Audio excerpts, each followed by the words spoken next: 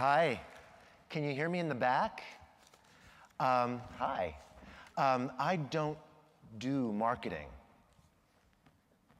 except I do marketing, I guess. I'm, though, here to talk about kind of a personal, hard moment, the kind of moments that we remember for the rest of our lives. I don't know if any of you have ever run a marathon. Perhaps in a weak moment or a cavalier one, you agreed to join a friend and didn't realize what you were agreeing to. I didn't really realize what I was agreeing to. It started for me last October. It was kind of innocent. At first, there was like this 4-mile run. Oh, I can do it, a 5-mile run. Then I was doing 8 miles on hills and 10 miles through blizzards. I would dive into snowbanks and stuff my mouth with snow. I would get so thirsty. And then there was the, the sweet goopy stuff the muscleheads at the gym would call nutrition. And when I started craving it, I knew it was all downhill from there. Before I knew it, I was doing 20-mile runs. And I couldn't quite actually believe the day I did 20 miles. It was the day, I won't forget it, it was the day after my doctor told me I had a lump in my thyroid and that it had to come out. I considered whether I'd keep doing the marathon. At that point, I'd been training 6 months. He said to me, you can still run. Thyroid cancer moves really slow. When race day came, it was sort of this interesting experience. Team RedCross, there we were in these big pens that they kind of lift up and then you go, kind of like cattle to the slaughter or lemmings to the cliff. After that, you go over asphalts, mile after mile of it. You, your iPod, mile after mile, little kids slapping you 5, mile after mile, water stations, Gatorade stations, drunk college students cheering you on, sort of. Mile after mile. Mile after mile of Red Cross first aid stations, all 26 of them, mile after mile. Don't get me wrong, I'm not saying that repetitiveness is bad. It's actually kind of zen when you run a marathon. It's part of this whole mind over body experience, this mini inquisition that is a marathon. It's just you, breathing, focus, steady, you by yourself. And when the pain comes, and it comes, you remember what you learned in all those practice runs, that your mind controls your body, and that you will finish.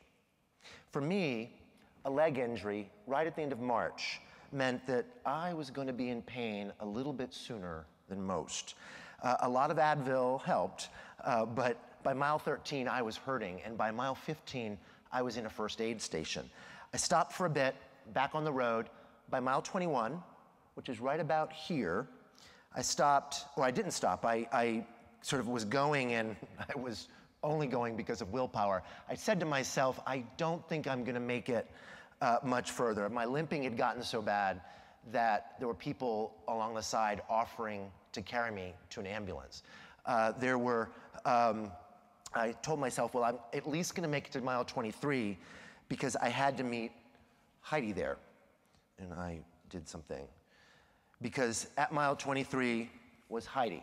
I'd asked Heidi, who had run several marathons before, to meet me there to be my bandit runner. A bandit is somebody who runs without a number, and to accompany me to the finish line. And, well, at the time it sounded like a good idea, but my left leg's pain was excruciating. My right foot was a little bloody. Every step I took was sort of extraordinary just because it brought me 1 or 2 feet closer to the finish line. Heidi, I said, I am not gonna finish.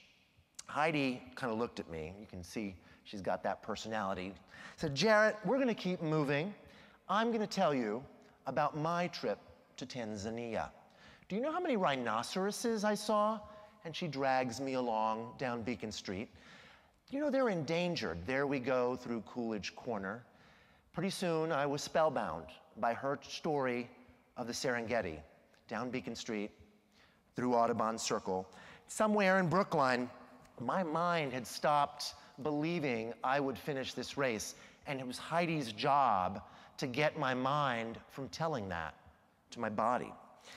Cross Kenmore Square, the Sox game had just gotten out. People were still sort of trailing out to their cars. It was about 2:48 p.m., 6 blocks from the finish line. My years in cross country had trained me. As I went under the Charles Gate Bridge, I was approaching that underpass under Massachusetts Avenue, for those of you that know the area, and I knew it was time for my kick. I started to speed up. Heidi smiled. We were going to finish the race.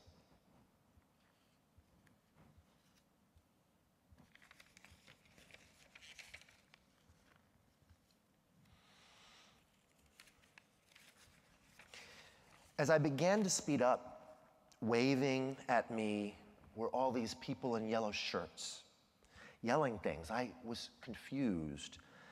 What was all I could say? I kept moving forward until I literally ran into the mass of other runners in front of me. They had pulled these impromptu barriers across Massachusetts Avenue so that we couldn't pass. There was nothing that made sense about it. Jarrett, Heidi said to me, we're going to wait for a minute right here. Then there were the rumors. A building exploded. Something collapsed near the finish line. No, it was a bomb. I became aware in that moment of the keen sound of ambulances. The finish line was so close. My body wasn't listening. I pushed past the barrier, all across the runners. I crossed Mass Avenue. There was a policeman saying something to me, waving at me. I couldn't understand him. He's saying something about a bomb. I was so close. Javier, my older son, was waiting for me at the finish line. I had to tell the policeman that. I had to tell him he would understand. There was a bomb. I knew that he would understand that Javier was waiting for me. And it wasn't just Javier. 3 of my dear friends who I worked with were right there too. What I didn't know, what I couldn't know then, was that Loretta, I'm going to try this pointer, Loretta and Valerie up there, and Joyce from the New York Times photo, they'd all made it out okay. But all I knew at the time was that ambulances were blaring, and I was standing with nothing to do on Com Ave. Heidi found a marathon party in a brownstone that wasn't much of a party at that point. She guided me in. She asked, can we use your phone? The guy said, well, our cells are all down, but maybe you want to try texting me to Heidi. Javier, Heidi to me. Jarrett, call Javier. This man is going to lend us his cell phone. Javier, I said, finish line, safe. Heidi to me, it's dead, Jarrett. Let's try texting. What's his number? And my mind drew blank.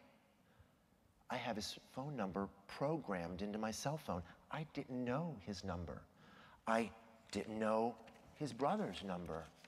I didn't know my mother's number. I couldn't think very clearly. I did know that there were ambulances. I couldn't think of anyone's number except one, and it made me wince. It was my ex-husband's number. I knew his number, but my fingers couldn't dial it.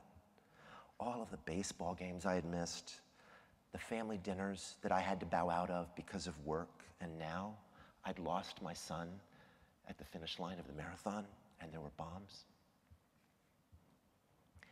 I did dial him, but his number had been changed. I actually don't remember what I did next. I had to call Heidi, and she said, Jarrett, somebody handed us a BlackBerry, and we emailed people. I thought to myself when she handed me the BlackBerry, people still use BlackBerries? And so we emailed somebody, everybody, to call Javier if you had his number and to give him our number. And he called, and Javier was safe. Javier was safe, Loretta and Valerie were safe. And before I knew it, I was beyond the ambulances and thinking about what came next. See, RedCross responds to disasters, large and small. We were there on Marathon Day. Our volunteers were on the scene in the minutes that followed. We set up operations centers because we're in it for the long haul. We had work to do that day, the rest of the week, and in the weeks that followed. The disaster response, I knew, would be getting into gear right then. I don't know if any of you have ever faced that demon. Amid all the loss and the confusion and the hurt, there's a need to do whatever it is that you do. And in that moment, the only thing that mattered for me was getting back to work. Everybody had been reported in safe. Javier was fine. I had to get to the office. We were working, and it turned out to be the largest Red Cross response here in Massachusetts since the blizzard of '78. We immediately were feeding runners who had no place to go, and first responders. In the weeks that followed, we provided relief services to thousands. We also provided mental health support. There were folks there who would spontaneously show up on Boylston Street, where you're going to be tonight, or at one of almost 80 memorial services, where we were there to lend a hand, emotional support, and counseling. In the immediate aftermath, we fed thousands of runners. We helped them navigate their valuables, get back home. We cared for the criminal investigation teams and the first responders. And then in the days that followed, we did a mental health awareness campaign, subways and shelters. We worked with the city of Boston and established a family assistance center. There we worked with family members of those who had been maimed, those who had family members who died, to help them navigate the system, how to get victim assistance, where to go for rehab, how to put a ramp in your house, how to get a placard, because now your family member was disabled. Now, months later, I'm actually going to hold that slide. Months later, my limp is gone, my thyroid is gone, and the memory of this very good, very bad day is starting to fade. But I've never been prouder to be a Bostonian. I've never been prouder to work with the people who I do and of what I do. And as for the marathon, as they say in Boston, there's always next year. And that's it. Thank you.